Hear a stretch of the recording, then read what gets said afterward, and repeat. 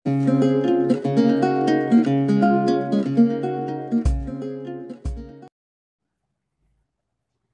मैं हूं अब्दुल। इस वीडियो में मैं आपको एक्सप्लेन करूंगा data analytics life cycle. So first of all, ये डेटा एनालिटिक्स कहाँ यूज होता है? सो डेटा माइनिंग प्रोसीजर में जब भी बिग डेटा माइनिंग होता है, यानी कि वेरियस सोर्सेज पे से जो डेटा लाया जाता है, that means big data like text file, audio file, video file. तो ये बिग डेटा में कुछ प्रॉब्लम्स होती है, इश्यूज होते हैं, तो वो इश्यूज को सॉल्व करने के लिए हमें एक साइकिल फॉलो करनी है। So here is the data analytics life cycle. अब डेटा एनालिटिक्स लाइफ साइकिल में फर्स्ट ऑफ ऑल स्टार्ट कहां से होता है? तो start procedure is of discovery. अब डिस्कवरी दैट मींस डेटा कहां से लाना है, like sources, and what are the tools that are used for finding the sources. Raw data कहां से लाना है, रॉ मटेरियल। तो ये सारी डिस्कवरी ये पार्ट में होगी। Next one is data preparation. Okay, data preparation यानी कि यहाँ पे ELT परफॉर्म होगा, एक्सट्रैक्शन, लोडिंग एंड ट्रांसफॉर्मेशन। जो भी डेटा हमें चाहिए, लाइक रॉ डेटा जो यहाँ से आ रहा है, उसकी प्रिपरेशन यहाँ पे होगी by using of various tools like SQL and Hadoop and etcetera tools जो भी यूज होंगे। मोस्ट फेमस टूल है SQL। सो डेटा प्रिपरेशन यानी कि अब हमारे पास एक पर्टिकुलर डेटा आ गया है। Now is the model planning. So model planning actually क्या है? मॉडल प्लानिंग इज द जो भी डेटा यहाँ पे मिला है हमें, उसके ऊपर परफॉर्म करना है हमें, लाइक द मेथड्स अप्लाई करनी है। सो जो भी आपको रिजल्ट चाहिए उस रिलेटेड की मॉडल प्लानिंग करनी है।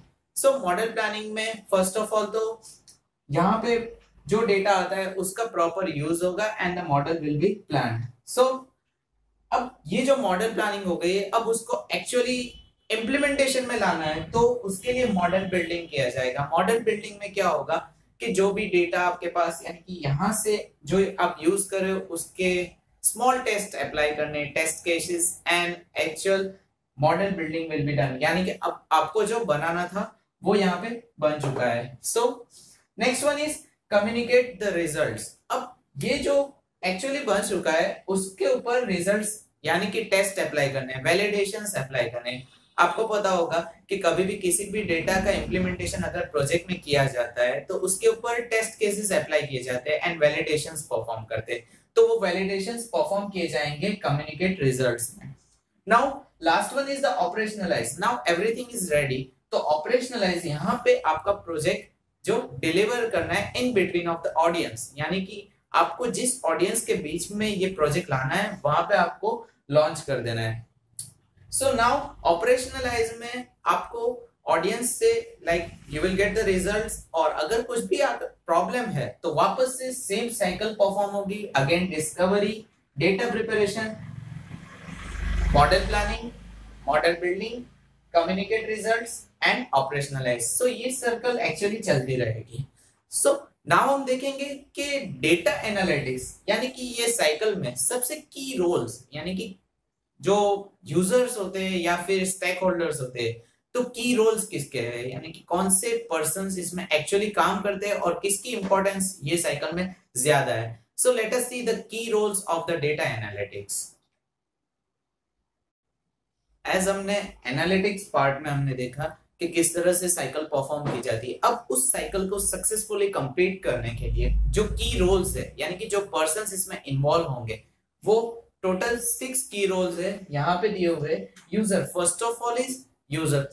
किसी भी प्रोजेक्ट को सक्सेसफुली कंप्लीट करने के लिए आपके पास एंड यूजर्स होने चाहिए। वो एंड यूजर्स किस तरह से प्रोजेक्ट का यूज करते हैं वो डिपेंड करता है, और उस पे से आपको पता चलेगा कि आपका प्रोजेक्ट क्या होना चाहिए and what are the changes required.